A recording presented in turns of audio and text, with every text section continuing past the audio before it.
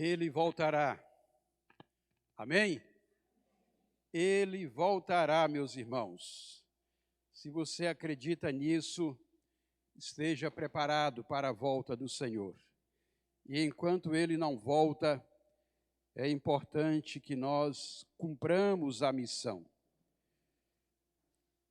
Quero convidar você para estar refletindo conosco nesta noite sobre um tema de grande relevância para a caminhada do cristão.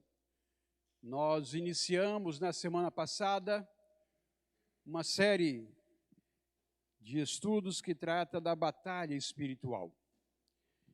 E se você ainda não viveu a realidade de uma batalha espiritual, certamente ainda não passou por provação na sua vida cristã, porque a batalha espiritual faz parte da caminhada do cristão em diferentes momentos da sua história, em diferentes momentos da sua vida.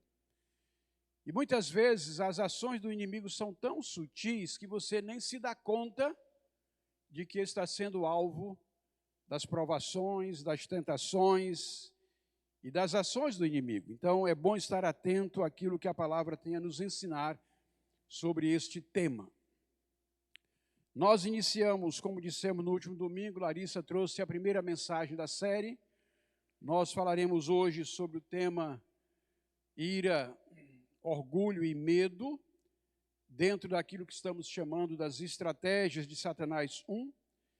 Na próxima semana falaremos sobre a falta de perdão, a tentação sexual e a dúvida da identidade de filho de Deus. E no domingo, dia 22, nós fecharemos com o tema Batalha Mortal. Então, que você esteja conosco nesta série que trata do tema da batalha espiritual. No último domingo deste mês, encerraremos com o culto cantado alusivo a missões, encerrando assim a nossa campanha de missões mundiais, não é? E é bom nós termos em mente, meus irmãos, que nós vivemos uma batalha espiritual que é real. Ela não é simbólica, ela não é psicológica, cultural. É uma batalha espiritual. E isso precisa ficar bem entendido. A Bíblia revela que Satanás, ele não é um mito. Satanás não é um conceito abstrato do mal. Ele é um ser caído, um agente das trevas, que está neste mundo agindo de forma maliciosa, de uma forma ativa, e o propósito dele, como diz a palavra, é matar, roubar e destruir. Este é o propósito de Satanás.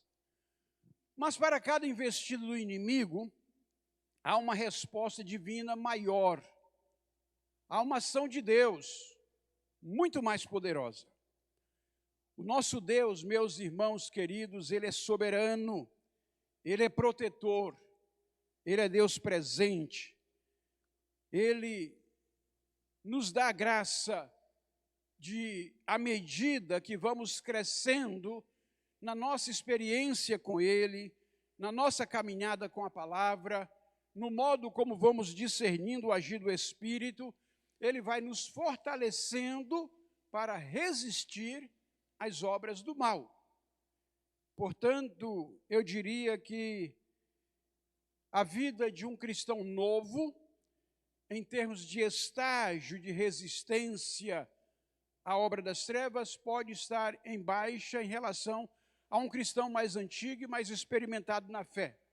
No entanto, não há tempo de vida cristã, nem idade, para que o inimigo não tente, não queira derrubar os filhos de Deus em diferentes momentos da sua caminhada cristã. Daí que o Senhor Jesus vai dizer que nós precisamos manter a vigilância. Todo o tempo, né? Todo o tempo é preciso estar vigilantes. A Bíblia nos adverte em 2 Coríntios 2,11 para que não sejamos ignorantes a respeito dos seus planos. Conhecer as estratégias de Satanás não é dar glória a ele, mas é nos equiparmos para revestir, para estar revestido do Espírito e ao mesmo tempo para resistir às ações do inimigo e vencê-las em Cristo Jesus. O propósito dessa nossa série, na verdade, é promover a restauração espiritual na vida dos irmãos, é promover o encorajamento e também fortalecimento da fé para que possamos estar agindo sempre no poder de Deus. Não estamos aqui, portanto, para assustar ou amedrontar quem quer que seja, mas para conscientizar e capacitar o povo de Deus para resistir ao inimigo. Nossa alma, ela está constantemente sob ataque de 3 grandes inimigos: o mundo, a carne e o diabo. Nosso foco hoje é tratar dessas estratégias específicas: o orgulho, a ira, o medo, e todas essas são estratégias que o inimigo usa. Portanto, que o Espírito do Senhor ilumine o nosso coração e nos dê a graça de discernir como podemos estar melhor preparados para resistir às investidas do mal. Amém? Vamos orar? Pai querido, que na noite deste dia, o Espírito do Senhor esteja falando com liberdade ao coração do teu povo nesse lugar. Que a palavra do Senhor inunde o nosso coração, a nossa mente, e esteja, ó Deus, invadindo o nosso ser de tal forma que não haja lugar para ceder às tentações do inimigo. Mas que o Senhor nos ampare e nos fortaleça, e nos dê a graça de resistir o mal, de tal forma que a palavra que está em Tiago se cumpra em nós: resistir ao diabo e ele fugirá de vós. Que a tua graça, ó Deus, seja com cada um dos irmãos nessa noite, e que o Senhor nos fortaleça e nos ampare a todos, em nome de Jesus. Amém. A primeira estratégia do inimigo para a qual quero chamar a atenção dos irmãos é o orgulho. O orgulho, meus irmãos, nós podemos apresentá-lo como a porta de entrada para a queda. É por onde começa a fracassar aqueles que pretendam caminhar com o Senhor. O orgulho. Texto bíblico de Lucas, de Isaías, 14, versículos 12 a 15, e também Tiago 4, 6 a 10, nos traz algo que nós podemos examinar e ver como o orgulho, ele é responsável pela queda. Primeiro texto de Isaías 14, 12 a 15, acompanhe na projeção. Como você caiu do céu, ó estrela da manhã, filho da alva, como foi lançado por terra, você que derrubava as nações. Você dizia no seu coração: subirei aos céus, acima das estrelas de Deus, exaltarei o meu trono. No monte da congregação me assentarei, nas extremidades do norte subirei acima das mais altas nuvens e serei semelhante ao Altíssimo. Contudo, você foi lançado na sepultura, nas profundezas do abismo. O profeta Isaías nos traz claramente o texto que mostra como Satanás tentou se exaltar, como Lúcifer tentou se exaltar para ocupar aquele lugar que é o trono de Deus, o lugar de Deus, e então aquele orgulho fez com que ele fosse derrubado e lançado nas profundezas. E aí a Bíblia vai dizer que este mundo jaz no maligno, porque ele foi lançado dos céus e ele exerce influência sobre este mundo. Tiago 4, 6 a 10 vai dizer: pelo contrário, ele dá ainda mais graça. Por isso a Escritura diz: Deus resiste aos orgulhosos, mas dá graça aos humildes. Portanto, sujeitem-se a Deus, resistam ao diabo, e ele fugirá de vocês. Cheguem perto de Deus, e ele se chegará a vocês. Limpem as mãos, pecadores, e vocês que são indecisos, purifiquem o coração. Lamentem, pranteiem, chorem, que o riso de vocês se transforme em pranto, e a alegria em tristeza. Humilhem-se na presença do Senhor, e Ele os exaltará. O orgulho é a primeira e talvez mais sutil das estratégias de Satanás. Sua origem está na própria queda de Lúcifer, como vimos no texto de Isaías. O orgulho é a raiz de muitos outros pecados, pois nos leva a nos colocar no centro, no lugar que pertence somente ao Senhor, somente a Deus. O orgulho é o pai de todos os pecados, porque é a raiz que afasta o homem de Deus. Satanás caiu porque queria subir, ser igual a Deus. O cristão cresce quando desce, quando se humilha, quando se rende. O orgulho se manifesta sutilmente em nossas vidas de diversas formas. Primeiro, destaquemos a autossuficiência espiritual. É aquele que diz que não precisa de Deus, não precisa dos irmãos, pode dar conta da sua vida sozinho, pode caminhar com a sua vida espiritual de modo saudável, longe da igreja, longe de Deus, longe da comunhão da palavra, longe da oração. Ele acha que só o fato de se dizer crente é suficiente. Então ele não ora, ele não estuda a Bíblia, ele não se quebranta, ele não aprende no dia a dia da igreja, na convivência com os irmãos, ele se acha autossuficiente e então ele acha que não precisa ter uma relação de comunhão com Deus primeiro e com os irmãos na fé. Em segundo lugar, nós temos aqueles que se recusam a pedir ajuda. Esses o fazem por medo de parecer fraco ou incapaz.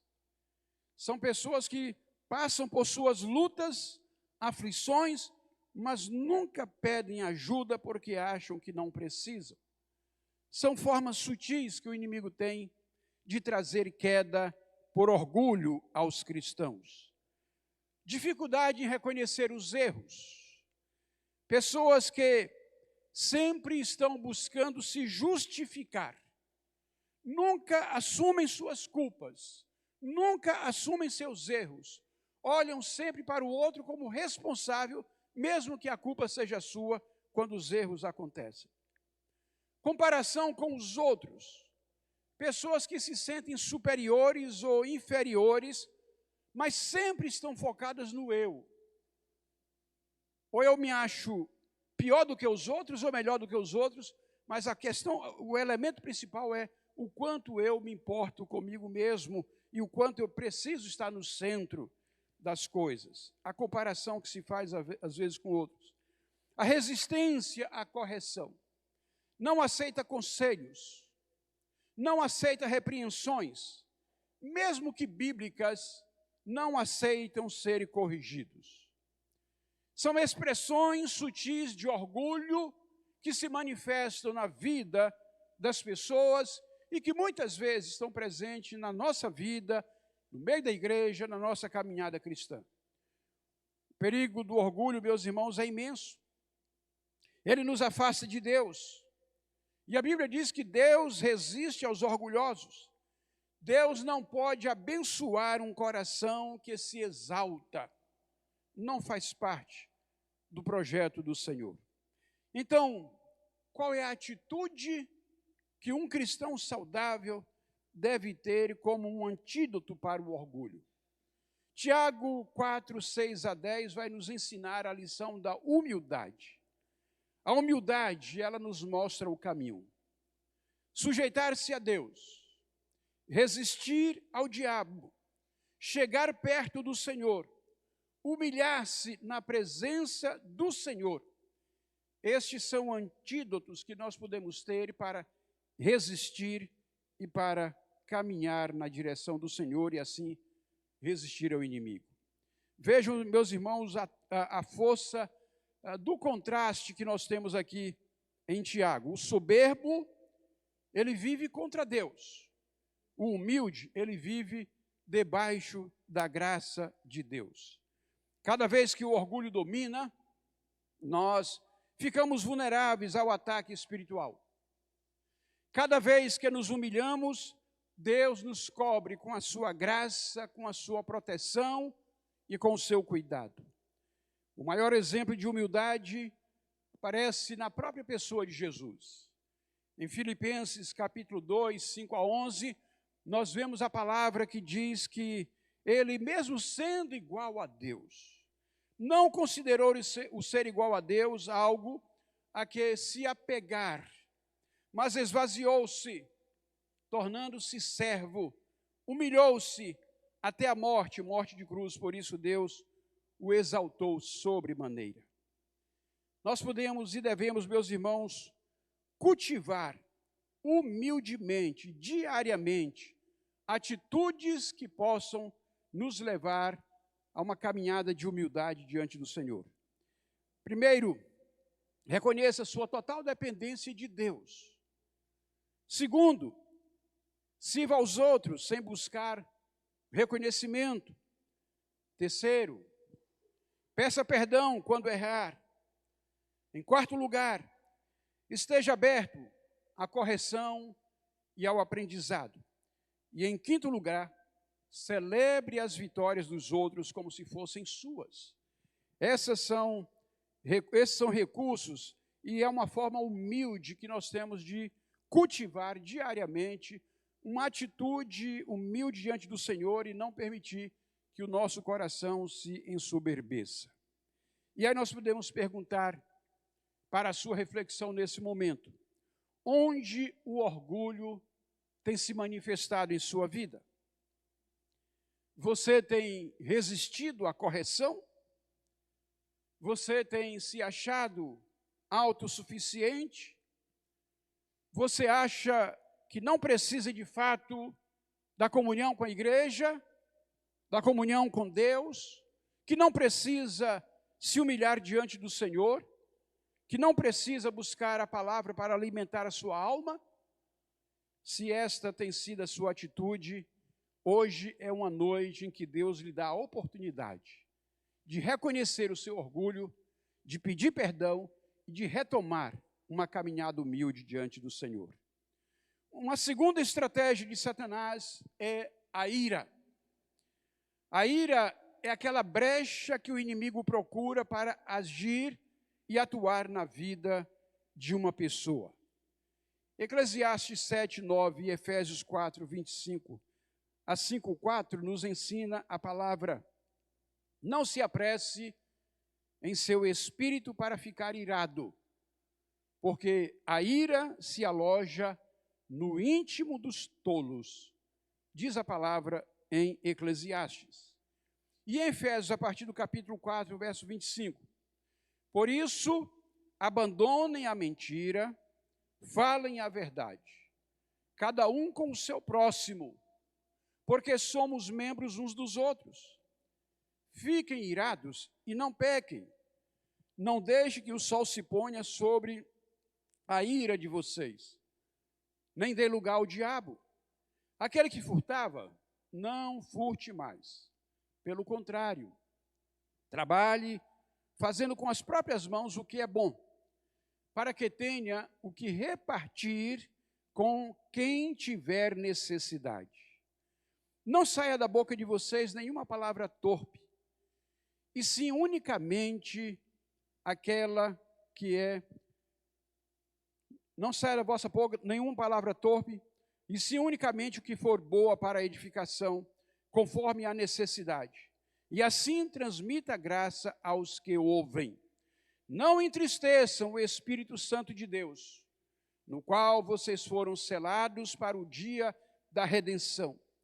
Que toda amargura, cólera, ira, gritaria, blasfêmias sejam afastadas de vocês, bem como toda malícia. Pelo contrário, sejam bondosos e compassivos uns para com os outros, perdoando uns aos outros, assim como Deus em Cristo perdoou vocês. Portanto, sejam imitadores de Deus, como filhos amados, e vivam em amor, como também Cristo nos amou e se entregou por nós, como oferta e sacrifício a Deus em aroma suave. Mas que a imoralidade sexual e toda impureza ou avareza nem sequer sejam mencionadas entre vocês, como convém a santos, nem conversas obscenas, nem loucuras, nem piadas indecentes, coisas que não são apropriadas. Pelo contrário, que haja ações de graças. A ira é uma emoção humana natural, mas quando ela é descontrolada, ela torna-se uma porta aberta para o inimigo agir na vida da pessoa. Eclesiastes 7:9 nos alerta para não nos apressarmos em ficar irados, pois se a ira se aloja no íntimo, então isso significa que a pessoa está sendo tola. A ideia, na realidade, é que antes de ceder à ira, você seja longânimo em pensar, em refletir, em orar, antes de simplesmente ceder ao impulso da ira. Satanás usa a ira, meus irmãos, não apenas para nos irritarmos, mas ele trabalha para que nós guardemos a ira, para que ela se torne ressentimento, para que ela se torne hostilidade, desejo de vingança, distanciamento entre pessoas, entre cônjuges, colegas, irmãos na fé, enfim, distanciamento de modo geral. A ira muitas vezes vai aparecer no julgamento duro que se faz das situações ou das palavras maldosas, palavras que ferem. Muitas vezes ela se manifesta nessas formas de agir. E o inimigo sutilmente trabalha para desestabilizar pessoas usando desse recurso da ira. Uma ira mal resolvida destrói famílias, destrói casamentos. Uma ira mal resolvida destrói igrejas, destrói amizades, ministérios, relacionamentos outrora saudáveis podem ser destruídos por uma realidade de ira. Ela fica ali alojada, e uma ira alojada, ela se torna objeto de resistência. Uma ovelha com o coração irado contra a sua igreja, ele se torna um obstáculo para a caminhada da igreja. Uma ovelha irada contra o seu pastor, ele se torna um obstáculo na relação dele com o líder da igreja.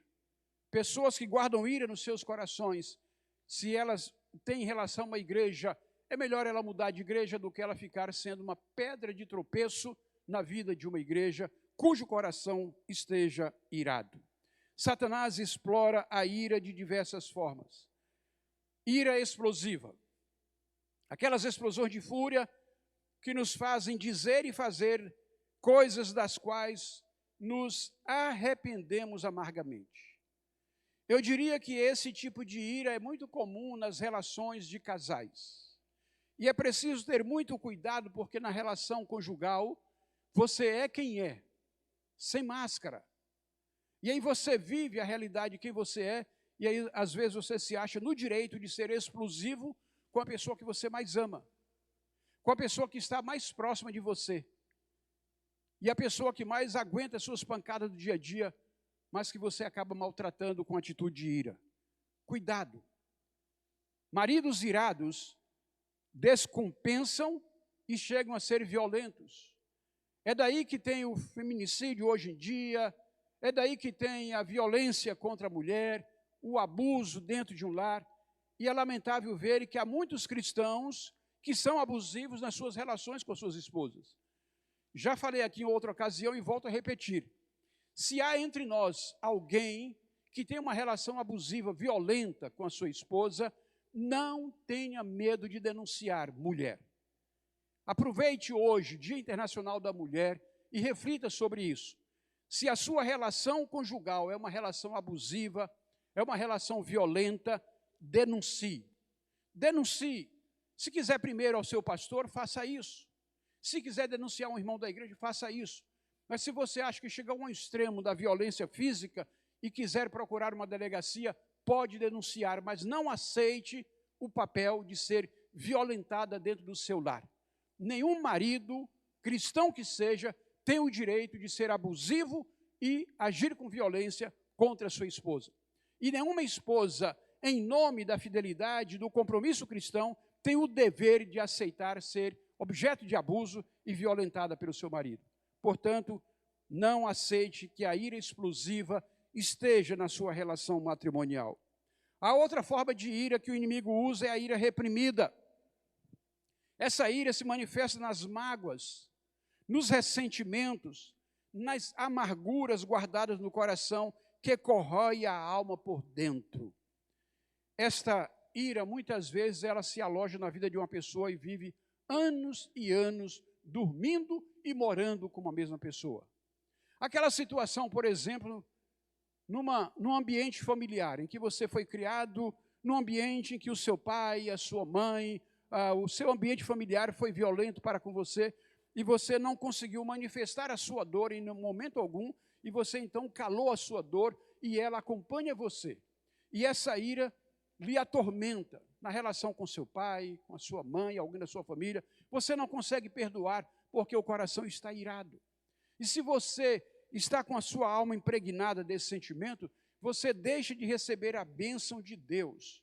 Você se esforça, trabalha, mas é como se a bênção do Senhor não lhe alcançasse. Então é preciso você reprimir, repreender, pedir perdão por esse tipo de ira e conseguir liberar perdão para aquele que tenha lhe causado alguma dor nessa natureza. Ira reprimida é um grande prejuízo na vida de muitos cristãos. A ira justificada, quando nos achamos com toda razão para estar irados e usamos isso como desculpa para pecar. A pessoa comete o erro em consequência de uma ira e depois usa isso como justificativa. Minha cabeça estava quente, eu fiz aquilo porque eu não pensei direito. Enfim, é preciso ter muito cuidado com a ira justificada. Quais são as consequências da ira não tratada? Elas são devastadoras. Temos a destruição de relacionamentos, famílias, amizades, comunhão com a igreja, pessoas que são feridas. Temos a amargura na alma, aquela que nos impede de sentir a alegria e a paz que vem do Senhor. Lembram do que diz o salmista lá no Salmo 51? Enquanto ele estava debaixo de uma realidade de pecado, um salmo de Davi, depois que ele cometeu aquele pecado lá com Betseba, ele fica acalentando aquele pecado no seu coração. E ele diz então que, no Salmo 51, ele diz: restitui-me a alegria da tua salvação. Aí no Salmo 32, quando ele reflete, depois que ele é admoestado, ele é repreendido pelo profeta Natã, então ele escreve o Salmo 32, refletindo aquele tempo que ele viveu, aquela realidade, e ele diz: enquanto eu calei meu pecado, a minha alma se tornou sequidão de estio. O fato é que, quando a amargura está na alma, ela sente a tristeza e não a alegria do Senhor. É preciso, portanto, libertar-se desse tipo de ira.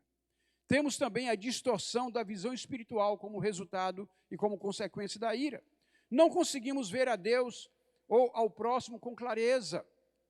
Muitas vezes, a pessoa tem uma caminhada com Deus, mas não consegue alcançar a dimensão do conceito da paternidade de Deus e nunca se sente amado, nunca se sente filho. Há uma distorção da visão espiritual da pessoa cujo coração esteja irado e não tenha recebido o perdão. O apóstolo Paulo nos dá, meus irmãos, uma instrução prática e poderosa em Efésios 4, 26. Fiquem irados e não pequem. Não deixe que o sol se ponha sobre a ira de vocês, nem dê lugar ao diabo.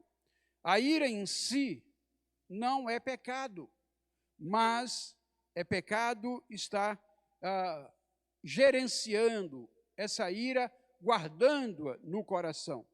Não podemos e não devemos dar lugar ao diabo. Vocês conhecem aquela ilustração que diz que você não pode impedir um passarinho de pousar na sua cabeça, não é? Isso pode acontecer com qualquer pessoa, mas você pode impedir que ele faça ninho. Um passarinho pousar sobre a cabeça pode acontecer naturalmente, dependendo do lugar em que você esteja. Mas ele fazer ninho é outra história. Então, um pensamento passar pela sua mente, uma tentação passar diante de você, isso não lhe leva a pecar. Mas quando você cede, quando você atende, quando você permite que aquilo faça morada, então isso lhe leva ao pecado. Foi o que aconteceu com Davi. Ele olha pela janela, vê uma mulher tomando banho, e ele então poderia evitar repetir aquilo, mas certamente ele fica fazendo aquilo até que o desejo venha ao seu coração, e ele ociosamente, enquanto os seus soldados estão na guerra, ele está no seu palácio de modo ocioso. A ociosidade é um dos campos onde o inimigo usa para trazer tentações, né? E aí ele comete o pecado do adultério, mas mais tarde comete o pecado do homicídio, quando tira o esposo daquela mulher do fronte para tentar simular uma gravidez a partir do relacionamento do soldado com a sua própria esposa. Mas o soldado, por fidelidade aos seus princípios, diz: eu não vou deitar na minha cama, no conforto da minha casa, enquanto os meus colegas estão lá no fronte, no relento, no trabalho duro, naquela situação difícil. Eu não vou fazer isso porque não considero que seja digno. E aí, o soldado Urias não atende à ordem de Davi e dorme do lado de fora, na porta do palácio. E aí Davi manda Urias de volta para o fronte, levando a mensagem que colocaria ele numa posição vulnerável para ser morto. Então, Davi não tirou a arma para matar Urias, mas a estratégia foi dele, então ele é responsável pela morte do seu soldado. E aí, é diante desse pecado que ele passa por aquela situação que dá luz ao Salmo 51, e depois que é repreendido, que ele se arrepende, ele então escreve o resultado de um coração perdoado pelo Senhor. O fato, meus irmãos, é que nós não podemos impedir que as tentações surjam, mas nós podemos impedir que ela nos leve à queda, ao pecado e que faça morada na nossa vida. Paulo dá instruções claras para o comportamento cristão em Efésios 4, 25 a 5:4. Abandonar a mentira, falar o que edifica, remover palavras torpes, viver em bondade, agir com amor, andar em luz, rejeitar a imoralidade, a avareza e conversas torpes. Essas práticas, elas fecham as portas espirituais que porventura estejam abertas na vida de um cristão.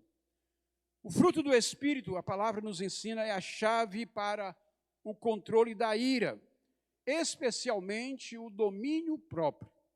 Gálatas 5, 22, 23, traz ali uma relação de fruto do Espírito. E entre esses nós temos o domínio próprio, que é a capacidade que você tem, diante de explodir em ira, se controlar, falar com mansidão. Provérbios diz que a palavra dura suscita a... Então é preciso aprender a falar com mansidão.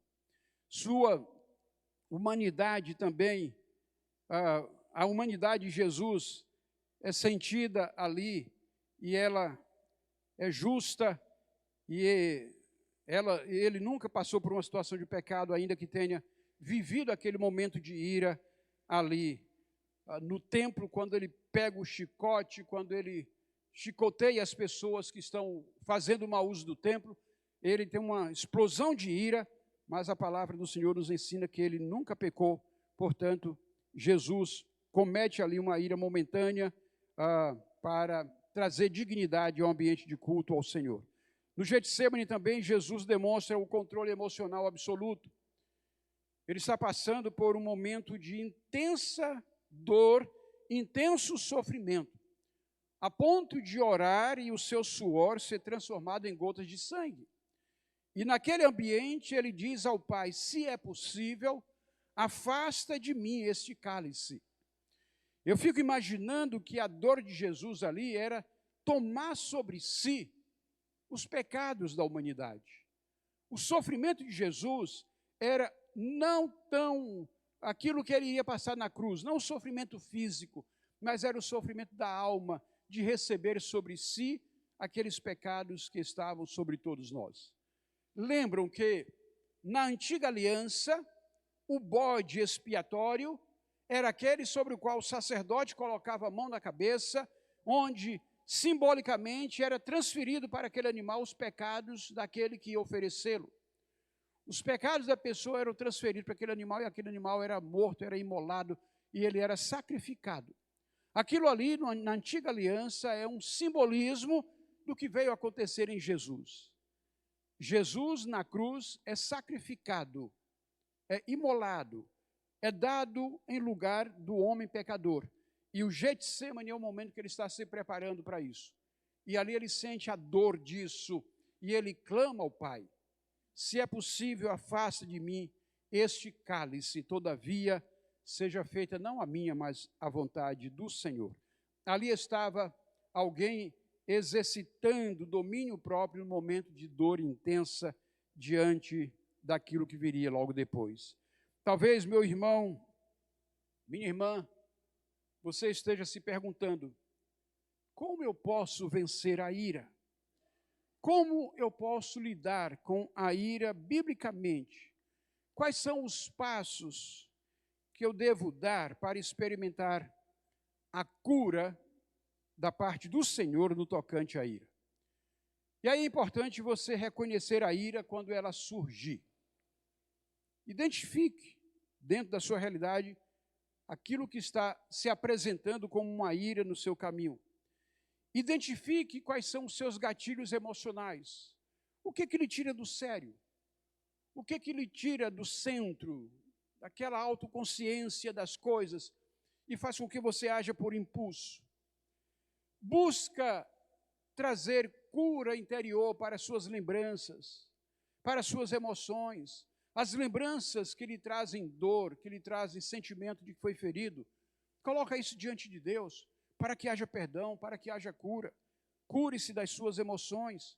Converse com mansidão. Aprenda a diminuir o tom. Se está falando com alguém que está com um tom mais elevado, diminua o tom. O dito popular faz sentido nessa hora. Quando um não quer, dois não brigam. Então, se tem uma esposa que quer brigar, marido, diminua. Se tem um marido que quer brigar, esposa, diminua. Lá em casa, minha esposa aprendeu essa lição há muito tempo, porque às vezes eu quero brigar e ela diminui a voz, então ela acaba me acalmando, acaba fazendo com que eu me acalme e a gente não precisa brigar. Graças a Deus que essas coisas aconteciam mais no começo. Hoje, depois de 40 anos, já quase não acontece isso, mas de vez em quando ainda tem uma necessidade de exercitar o domínio próprio nessas ocasiões. O fato é que todos nós passamos por essas tentações, é preciso manter a disciplina sempre. Priorize a paz, meu irmão. Priorize a paz. Seja você de paz e não de guerra. Busque resolver conflitos rapidamente, antes que o sol se ponha. Não deixe que a coisa se acumule, se demore, mas resolva logo. Pratique o perdão, liberando aquele que lhe feriu. Se você não perdoa aquele que te feriu, você se torna um refém do seu sentimento para com essa pessoa.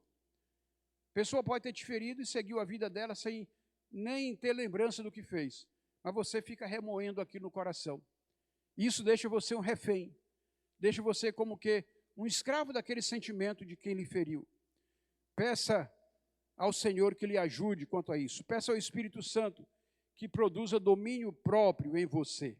A ira é vencida quando o Espírito de Deus domina nossas reações. Então, seja firme no sentido de resistir à ira. E aí, você pode estar agora refletindo sobre essa realidade. Há alguma ira que não foi resolvida em seu coração? Há algum ressentimento para o qual você precisa trazer à tona diante de Deus, que esteja guardado aí na sua alma?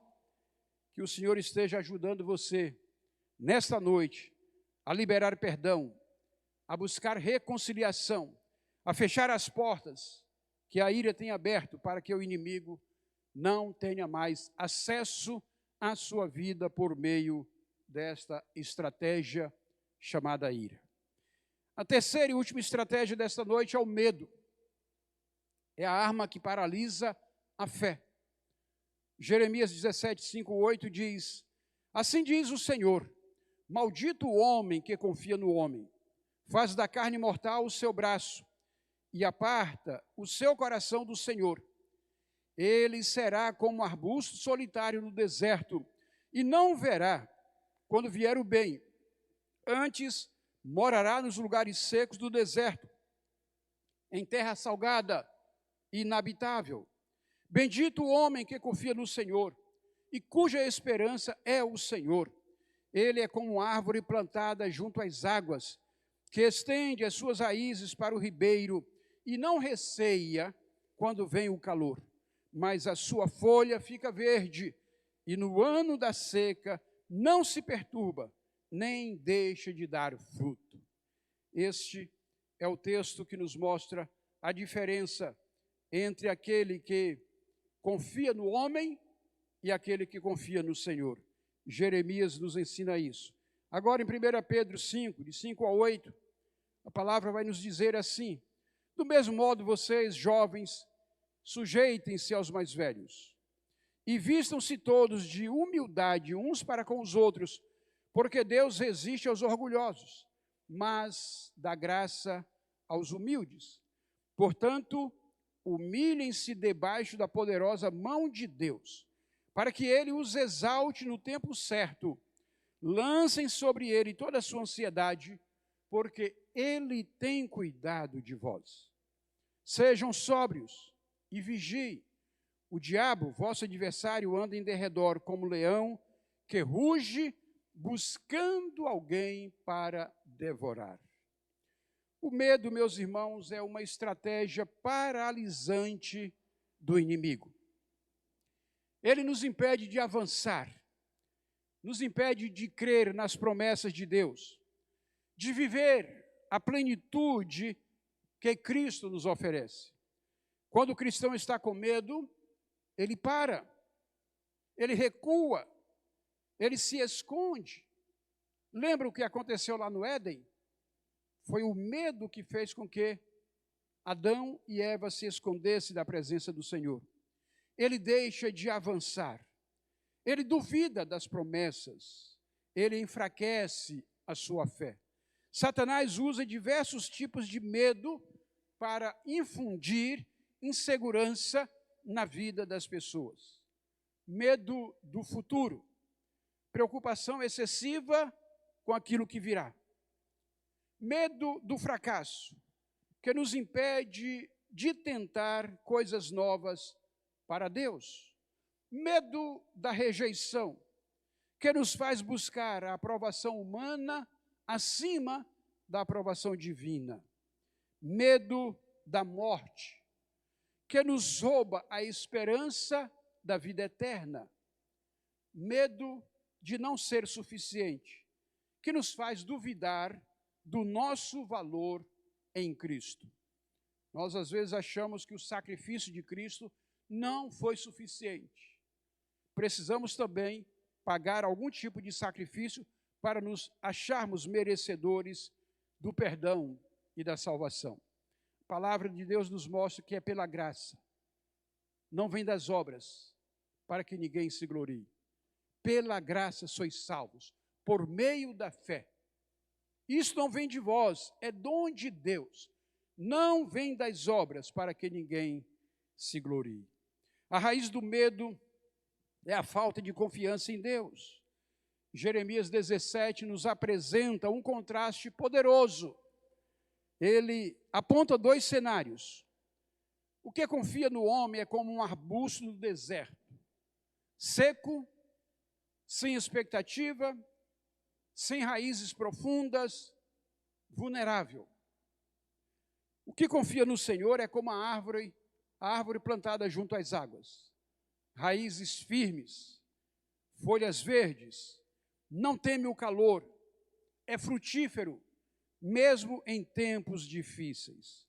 O medo nasce quando nós tiramos os olhos de Deus. A confiança nasce quando nós mergulhamos nossas raízes nele. Lembram o que aconteceu com Pedro? Enquanto ele estava olhando para Jesus, as águas agitadas não o fizeram afundar. Mas quando ele olha as ondas e tira os olhos do Senhor, então as circunstâncias, o momento em que ele está, faz com que o medo tome conta do seu coração e ele começa a afundar. O medo e a fé são inimigos opostos. Onde há fé, o medo recua. Onde há medo, a fé é desafiada. 1 João 4,18 nos diz que no amor não existe medo. Pelo contrário, o perfeito amor lança fora o medo, porque o medo envolve castigo, e quem teme não é aperfeiçoado no amor. Já 1 Pedro 5,8 vai nos descrever o diabo como um leão rugindo aquele a quem possa tragar. Esse rugido, muitas vezes, é a estratégia, é a artimanha, é a tática utilizada para trazer intimidação, para assustar, para mostrar aquilo que pareça ser o seu poder, que se mostra bravio, mas que na realidade é alguém que sabe que já foi derrotado, que já foi vencido. A resposta de Deus para o medo é muito clara. Ele diz: não temas. Essa é a resposta do Senhor para todo aquele que confia nele. Não temas. Essa frase, meus irmãos, aparece cerca de 365 vezes na Bíblia, uma para cada dia do ano. Isso é para que todos os dias possamos levantar com essa mensagem. O Senhor diz que eu não devo temer, e no Senhor eu vou vencer. O Senhor diz que eu devo ir em frente, que eu devo ter fé, que eu devo ousar, que eu devo ter coragem, porque Ele está comigo. Então, todos os dias, precisamos trazer à nossa memória esta palavra. Lembram aquilo que diz a palavra lá em Lamentações? Eu quero trazer à memória aquilo que me dá esperança. E o que me dá esperança é a fé. É a certeza de que Deus está comigo. Por isso, não temas, é a promessa do Senhor. Ele garante a sua presença quando diz: estarei convosco todos os dias, até a consumação dos séculos. E aquele que prometeu é fiel em cumprir as suas promessas. Nós temos alguns exemplos na Bíblia que mostram a vitória sobre o medo. Davi diante de Golias, a sua confiança estava não na sua força, na sua habilidade, mas a sua confiança estava em Deus. Larissa trouxe no último domingo o exemplo de Davi no enfrentamento de Golias, nos contextos de batalha. A realidade é que você, meu irmão, muitas vezes é um pequeno Davi diante de um grande Golias. E no seu dia a dia, você precisa estar se apropriando dessa fé que lhe dá coragem e intrepidez para enfrentar esses Golias que a vida te apresenta. Muitas vezes eles vêm de forma muito subjetiva, mas eles estão ali, ameaçando, querendo lhe derrotar, querendo lhe vencer, querendo lhe destruir. Mas quando você os enfrenta em nome do Senhor, então o Senhor te dá a vitória, porque Ele tem prazer em ver os seus filhos triunfando. Daniel, na cova dos leões famintos, destruía suas vítimas antes que elas pousassem no chão. Daniel passa uma noite convivendo com eles ali e nada acontece. E quando sai dali, aquilo é motivo para que aqueles que queriam o seu mal possam ver que o poder de Deus é maior do que todo o poder destruidor do mal. Os discípulos no barco com Jesus, Jesus acalma a tempestade, remove o medo do coração deles e aí consegue fazer a travessia. Muitas vezes nós estamos assim, como aqueles discípulos, estamos na embarcação, as águas começam a se agitar, as circunstâncias, os problemas da vida, a dificuldade financeira, um casamento, uma família conturbada, um problema com o filho, um problema com o cônjuge, e a água está agitada, e aí você pensa que a solução está no braço, está na sua força, mas é aquela hora que você se humilha, que você vai para o seu quarto de guerra, que você se quebranta diante do Senhor. Senhor, modifica aqui o meu coração, modifica o coração do meu marido. Senhor, quebranta o meu filho, transforma essa realidade. Senhor, restaura a minha sorte. Senhor, mostra onde eu pequei, onde eu errei, onde eu falhei. Conceda-me o teu perdão, ajude-me a sair dessa crise. É no seu quarto de guerra, meu irmão, que você vai triunfar, que você vai vencer. Não é na sua força, não é no muque, não. É lá, de joelhos aos pés do Senhor, que Ele vai te fazer triunfar. Portanto, não se deixe vencer pelo medo, não se deixe vencer pelo rugido do diabo, mas resista-o e com fé, com oração, coloque-se humildemente na presença do Senhor. Há alguns caminhos de fé que nós podemos adotar para vencer o medo. Lançar sobre Deus toda a nossa ansiedade. 1 Pedro 5, 7. O Senhor diz que devemos olhar para as aves dos campos, olhar para as árvores, e o Senhor reveste a todos de beleza e de plenitude, quanto mais a vós, diz o Senhor. Então, o Senhor tem interesse em cuidar dos seus filhos, lançando sobre ele toda a vossa ansiedade. Seu coração é ansioso, você quer antecipar o futuro. O que é ansiedade, senão o desejo de ter controle sobre o amanhã?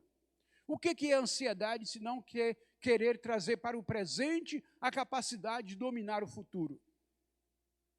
Você vive numa expectativa de situações que não consegue dar conta, não consegue resolver. Então, o que adianta ficar ansioso, angustiado, sofrendo por antecipação? Aprende a descansar, aprende a confiar em Deus, aprende a lançar sobre Ele o motivo da sua preocupação e pede para Ele acalmar o seu coração. Lembre-se das promessas de Deus e da sua fidelidade. Olhe a palavra, resgate-a no seu coração, as promessas do Senhor. Confie que Deus tem o controle de todas as coisas. Você olha para o mundo e parece que as coisas estão um verdadeiro cabeça para baixo e você fica imaginando. E aí, na hora que você lembra que Deus tem o controle de todas as coisas, então aquilo que está acontecendo agora no mundo está sob o domínio do Senhor. Nada do que acontecer, acontecerá fora dos planos dele. E quando ele quiser, ele dá um basta nas coisas. Quando ele quiser, ele traz juízo sobre os pecadores, ele resgata os salvos, então ele tira a igreja dele deste mundo conturbado. Confie que Deus tem o controle. Declare a palavra de Deus sobre suas situações de medo. Para cada situação de medo, tenha uma palavra engatilhada, tenha uma palavra na sua mente. Volte a desenvolver o hábito de memorizar as Escrituras, aquele hábito que você tinha quando era criança, quando era junior. Decore a palavra, guarde no seu coração. Foi com a palavra que Jesus resistiu o diabo. É com a palavra que você vai vencer o mal. Guarde no coração, para que numa situação de medo, você possa lançar na cara do inimigo a palavra que te restaura a fé, que te fortalece. Então, declare a palavra de Deus. Busque a comunhão com os irmãos que o encorajam na fé. Se você identifica um irmão que tem uma vida saudável, um irmão que tem vida cristã equilibrada, um irmão que tem uma vida cristã que sabe como lidar com as situações difíceis, aproxime-se dele. Busque desenvolver relacionamento com ele, para que nos seus momentos difíceis esse irmão esteja lhe auxiliando. Seja alguém que ore com você, seja alguém que converse, que lhe escute. Tenha comunhão com seus irmãos. Não viva a sua vida cristã isolada, não caminhe sozinho, mas procure trazer irmãos para o seu círculo de amizade. Convide-o para comer um bolo na sua casa, fale das suas lutas, leve ele para um almoço, se quiser levar para um restaurante chique, leve, mas faça com que esse irmão esteja perto de você e que você possa ter a liberdade de abrir o seu coração para com ele. Tá? Busque a presença de Deus, substitua os seus pensamentos ansiosos por promessas, palavra do Senhor que habita o seu coração. Fortaleça a sua confiança diária, mantenha uma vida de oração e lembre-se das vitórias passadas. Se você lê com atenção o livro de Deuteronômio, ele traz a lembrança do povo, as vitórias de Deus ao longo da caminhada pelo deserto. O que Deus queria era que o seu povo não esquecesse das vitórias do passado. Nós não precisamos todos os dias estar experimentando o milagre de Deus para reconhecer o seu poder. Nós não precisamos todos os dias estar pedindo uma manifestação visível do Senhor para crer que Ele é o Deus real, que Ele está conosco. Ele já deu prova na história de que Ele é um Deus presente. Ele já deu provas na caminhada do seu povo que Ele é um Deus que vence obstáculos. É um Deus que abre o mar. É um Deus que faz com que o seu povo atravesse um Jordão da vida, mesmo que ele esteja transbordando pelas ribanceiras. O Senhor já deu provas de que o seu poder é suficiente para tirar água das pedras, para trazer alimento para um povo faminto em pleno deserto. Deus já deu prova do seu poder quando alimenta o seu profeta que está lá debaixo de uma árvore pedindo a morte. O Senhor manda uma ave levar comida para ele e renova as suas forças, e com a renovação das suas forças, aquele homem sai daquele estado prostrado, de depressão profunda, e ele faz uma caminhada e sai ungindo pelo caminho reis e profetas e substituto dele. Então, Deus é aquele que dá prova na história de que está presente para levantar aqueles que nele confiam. Qual tem sido o medo que lhe paralisa? Que tipo de situação tem minado a sua confiança? Quais são as circunstâncias que estão abalando a sua fé? Lance sobre o Senhor a sua ansiedade nessa noite. Confia nele. Peça a Ele que lhe restaure e que lhe conceda a graça do seu perdão. Finalmente, meus irmãos, temos explorado hoje esses três elementos, o orgulho, a ira e o medo. Isso é para que a nossa fé seja fortalecida e nós possamos lembrar que o orgulho, ele eleva o eu e nos afasta de Deus. A ira contamina o coração e abre brechas para o inimigo. O medo paralisa a fé e enfraquece a caminhada espiritual. Mas Deus nos oferece a graça para vencer o orgulho, o perdão e a mansidão para vencer a ira, a confiança e a fé para vencer o medo. Tiago 4:7 nos dá o resumo da vitória espiritual. Sujeitai-vos a Deus, resisti ao diabo, e ele fugirá de vós.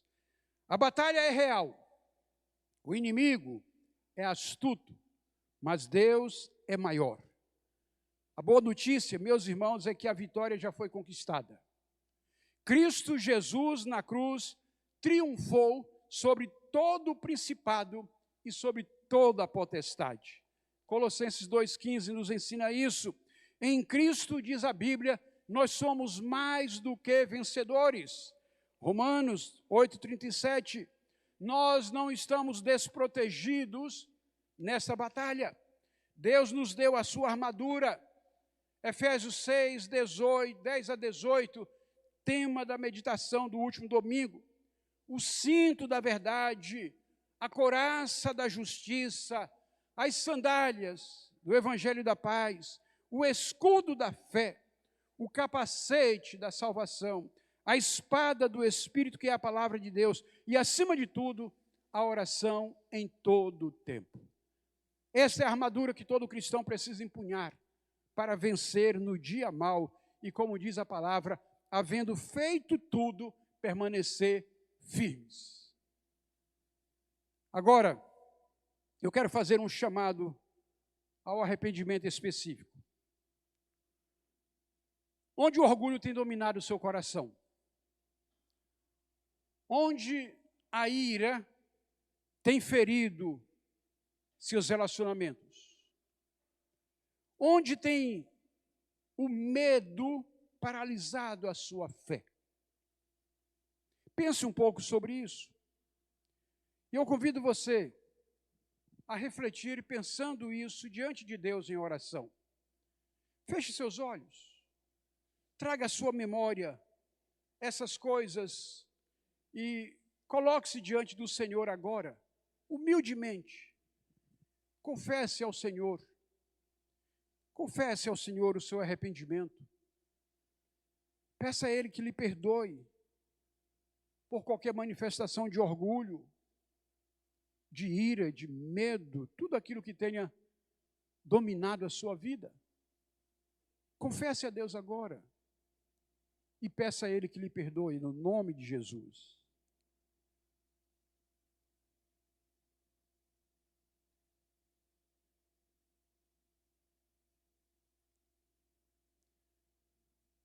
Clame a Deus para que Ele o liberte das amarras e lhe cure das feridas causadas pelas estratégias do inimigo.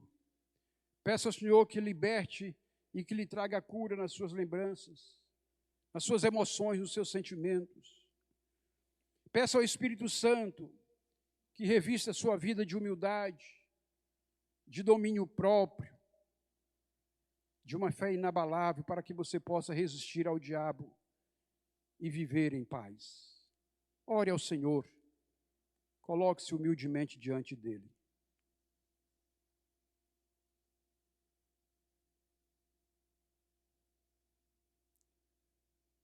Lembrem-se sempre, meus irmãos, Deus é maior que o inimigo. Em Cristo nós temos toda a autoridade e poder para vencer. Não se deixe enganar pelas mentiras do diabo. Confie no Senhor de todo o seu coração. Senhor, Tu és o Deus da verdade, da justiça, o Deus libertador, aquele que nos ama, aquele que nos acolheu como seus filhos, aquele que nos concedeu a graça do seu perdão. Ó Deus, Tu és aquele que colocou em nós o Teu Espírito Santo, e por ele nós resistimos ao diabo com todas as suas sutilezas. E pedimos ao Senhor que esteja libertando aqueles Teus filhos que estejam sendo oprimidos, aqueles que estão sendo oprimidos pelo orgulho, pela ira, pelo medo, que o Senhor os liberte nessa noite, que o Senhor lhes traga a cura, ó Deus, que o Senhor lhes traga a restauração, e que o Senhor os fortaleça para resistir às tentações e assim serem cristãos vitoriosos, vencedores, que possam marchar na Tua presença, cumprindo a missão que o Senhor tem nos confiado. Deus, eu te peço em nome de Jesus, traga revestimento do poder do Senhor sobre o Teu povo nesta noite. Traga da Tua graça sobre nós, traga sobre nós o Teu perdão e contempla os nossos corações com a Tua compaixão, com o Teu amor, com a autoridade que vem do Senhor. Recebe, ó Deus, a nossa adoração. Agrada-te da nossa vida em louvor, em culto prestado ao Teu nome, e que o Senhor, em nome de Jesus, esteja dando vitória ao Teu povo nessa noite, nesse lugar. Assim eu oro, confiado no Senhor Todo-Poderoso, agora e sempre. Amém. Amém.